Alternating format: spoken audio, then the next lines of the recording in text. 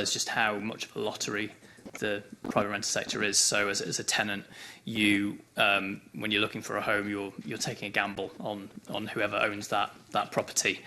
Sometimes there'll be a really considerate landlord who values you as a tenant and someone who's a custodian of their property, and won't raise the rent every year to the maximum possible. Or you could find yourself with a landlord who all they care about is getting the maximum financial return out of the property, and people don't need that when it's their home, that it's costing them potentially 40–50% of their income, and a rent increase will be devastating for their finances. The emergency rent cap helped with that. It meant that everyone could expect some basic protection.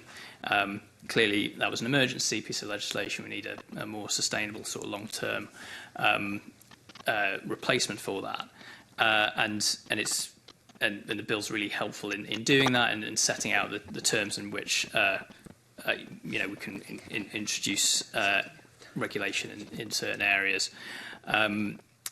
It also recognises the need that we need stability between tenancies as well, and works that into the system.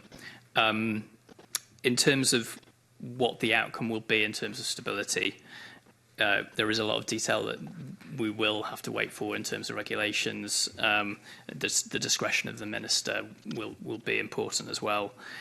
So there are things that are unclear at this stage.